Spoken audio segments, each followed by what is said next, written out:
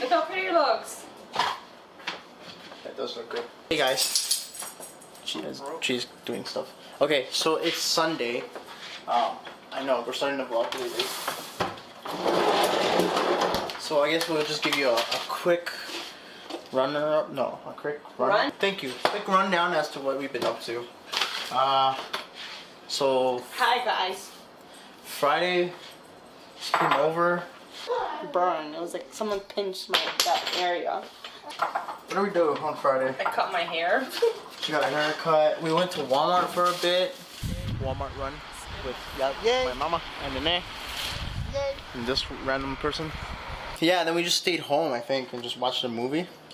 I forgot. What are we doing on Friday? You're sad? Nine. No. Five.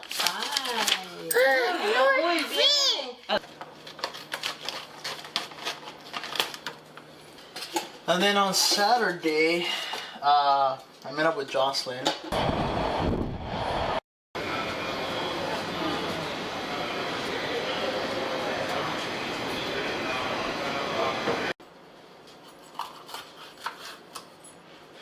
And we went to go see a show. I'm excited.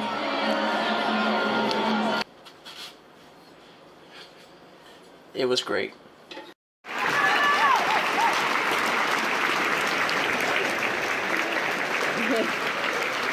Now it's Sunday and we went to church. Si tú eres una madre o un padre, levanta tu mano. If you are a mother or a father, please raise your hand. Y di conmigo, yo tengo Say with me, I have más influencia more influence que cualquier otra persona than any other person en mis hijos, over my children que son la generación nueva de este mundo, that are the new generation of this para world, cambiar el mundo. to change the world. ¿Cuántos padres dicen amén? How many parents say amen? Now we're home and we're getting ready because later on tonight we're meeting up with the family. Oh, you're using a small. I'm like, do you have a small one? We have another one somewhere. We're going to Raven's place to have a bit of a potluck with the family. And I get to meet their baby girl for the first time. So I'm excited. I think this is the first time. I know, right? Anyways, I'm cooking right now for the actual potluck, and Jocelyn's making like appetizers and stuff. So we'll see you guys later. See you.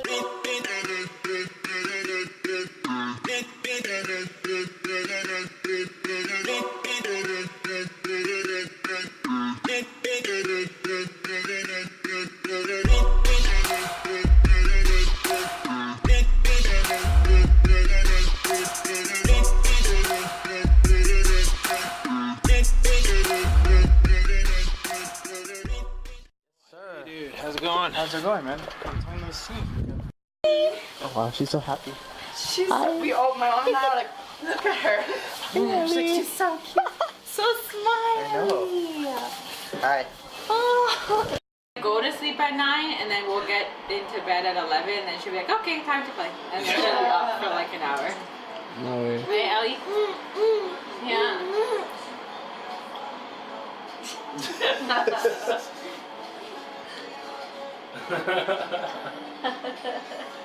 Yeah, okay. Look at all this food. Oh my gosh, we're just devouring it already. Should I keep it?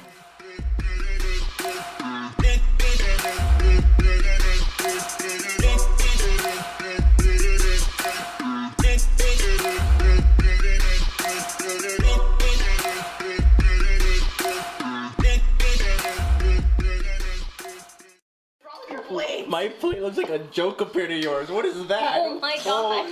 Yeah. All our plates look like a joke compared to Jocelyn. Like, dang, girl. I chose a little bit of everything. No, she's a lover of food. What Don't you worry, say, I did right? that Hey, too. that's a food lover in there. Yeah, man, like. Don't even wait.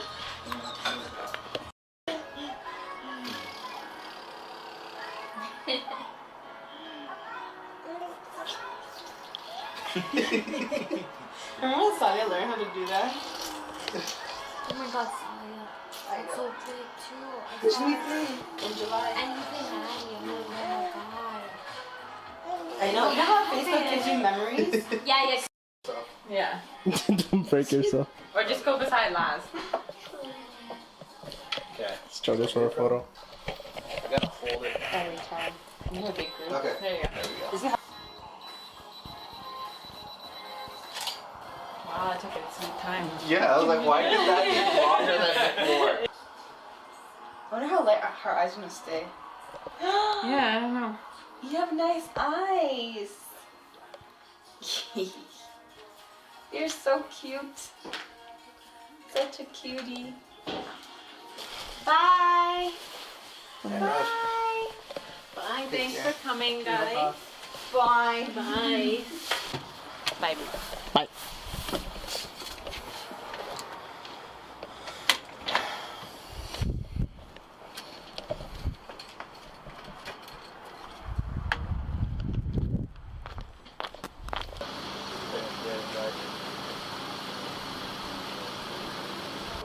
What did you say it was? It was an anniversary gift? Yeah. I can hold it. It's just big. Here, I got it. It's not like heavy. You didn't wrap it? I'm kidding. No, I didn't wrap Can you it. imagine wrapping that? Because he's gonna unwrap it anyways. He knew what he was getting. This is so light. It's really light. Are you excited? I am. It's the honeycomb front grill I wanted, the RS3 grill. Picking it up. What's up, guys? It is Monday, and if you haven't noticed in the vlogs, Fro got a new car. It's hard to see in the videos because every time I see him it's nighttime, so all you see is like a handle when I reach in and get inside the car. But he's been telling me that, you know, he's been wanting me to do a little cinematic sequence of it. Yeah. And I just set up some new lights in there, so I guess that's what we're gonna do right now. Pretty much. Show her off a bit. What's her name? Audrey. Audrey. So here's Audrey.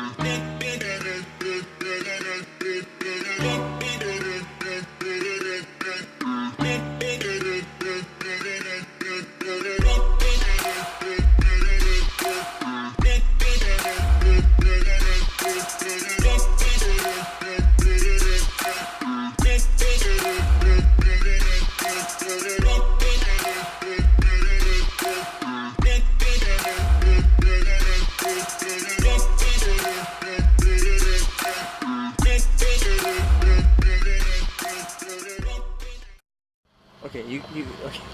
You're gonna have to explain who are these two penguins. They're my Rasta penguins. Oh, there's Raja, who just came out. So one's named High, because he has red eyes. Okay. And the other one is Money, because he has green eyes. And they came from Dave & Buster's? Yeah, Dave & Buster's. Good times. And they've been with me since my last car. So, high money. Yeah. Okay.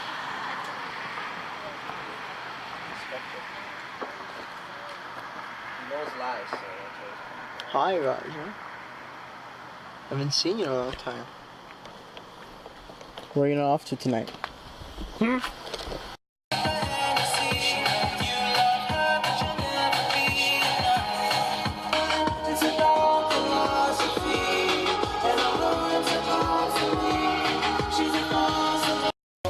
Bye.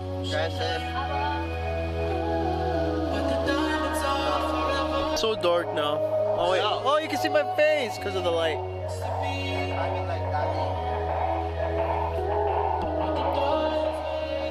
Yeah, it seems like it was a success for his setup.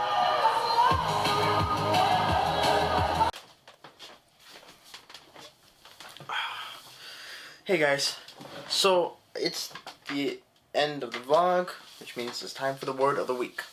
Before I get to that, just wanted to apologize on behalf of my brother, Audrey. His car was a bit dirty, and he didn't have enough time to go to the wash before I got there.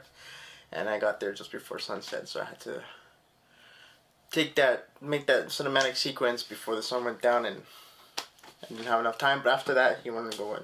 He went ahead and gave her a good wash, good cleaning. So yeah, just wanted to let you know. Anyways, time to get into the word of the week. I'm gonna make it a quick one. Today's word of the week is gonna be a reminder for some of you, for most of you. For others, it might be something new. But I wanted to continue a bit from last week.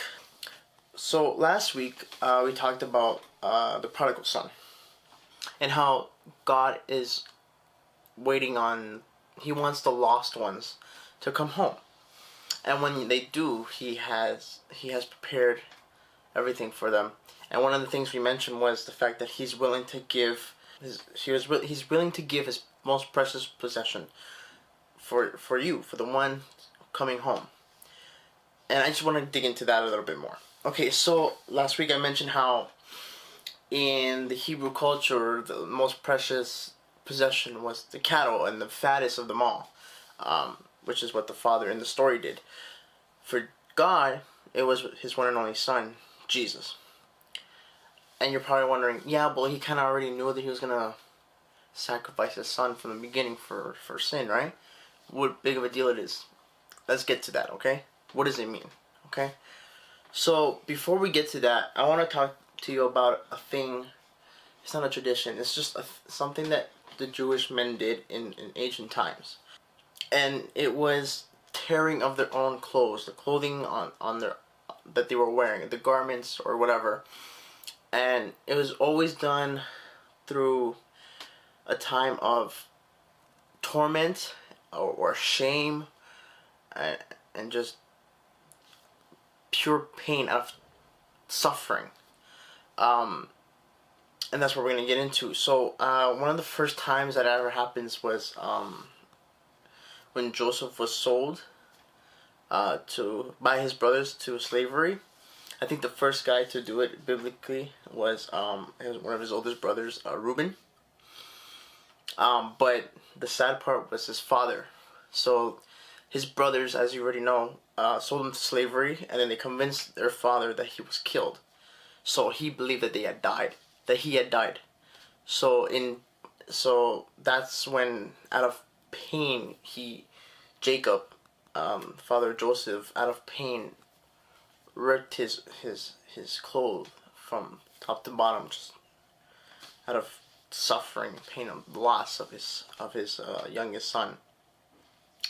And then Job, when he was told that all his kids had died, all his children, all his sons and all his daughters were killed together instantly, as like he was already going through stuff as it was, but he was in prayer and believing in God. But once he got the word that all his children had died, he just got up and tore his clothes and just fell to the floor from torment, from despair, from how painful it was. And even David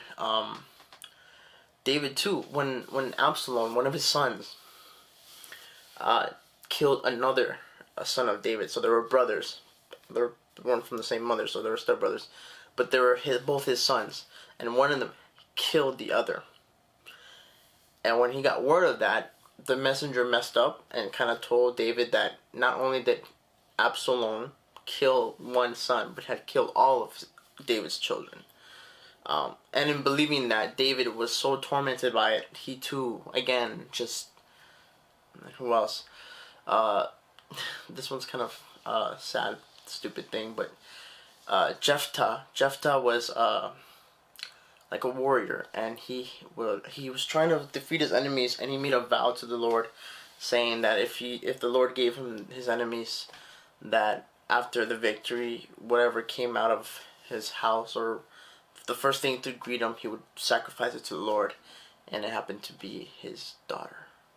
And before she could even say hi to him, she was, She was happy for him because he had just succeeded and took down his enemies, but because of what he said to the Lord, he already knew what he had done, and he just... I know it's on a low downside, but I'm trying to make a point here. So, what does this have to do with God and Jesus? If we go to Matthew 27, 50 and 51, okay? Then Jesus shouted out again, and he released his spirit. So, this is Jesus on the cross. And what it means by he released the spirit is that he died. Alright? So, Jesus had just died. 51. At that moment, the curtain in the sanctuary of the temple was torn in two, from top to bottom. The earth shook, rocks split apart. So what does that mean? The curtain in the temple of the Lord was this veil curtain that separated the holiness of holy, the holy of holiness, the area of holy holiness, where basically God's presence was at all times, and then the rest of it was where men would be. And only person that could pass that or enter the veil or go through the veil, the curtains, was the high priest once a year. So basically this veil represented the bridge between man and God. So what does it mean when the veil tore in half from top to bottom? It means that God was in such pain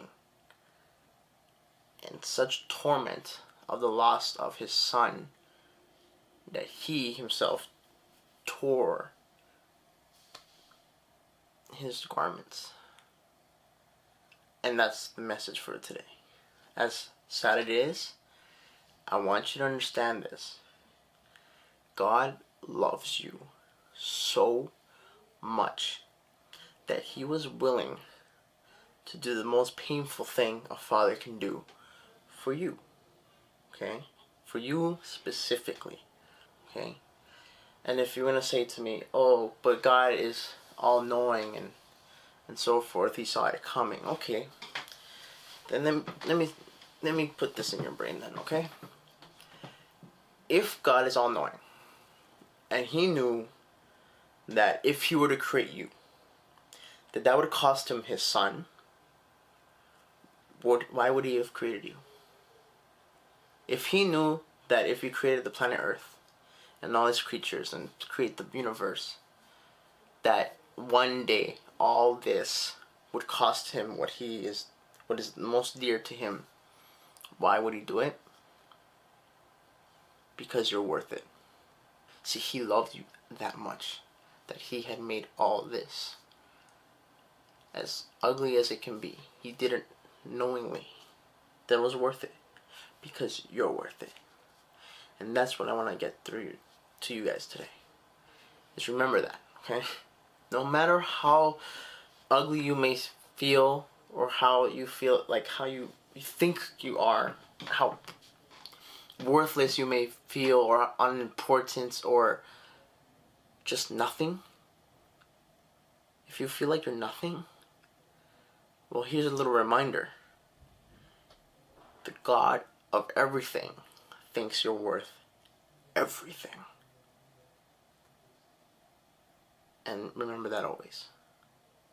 You are beautiful, important, and so loved that he was willing to do the most painful thing possible for you. Okay? That's it. I hope you guys enjoyed this week's episode. Stay blessed. If you guys have any prayer requests, leave them in the comments. I would be more than grateful to pray for you guys. And don't be shy. And if you don't want to be specific as to what it is you want, don't be. Just say, I can use some prayer. That's it. God knows your needs. I don't have to know them, but I can still pray for you. Alright? Alright, guys. That's it. You guys have a wonderful week. And I'll see you guys soon. Alright? All bless and all love.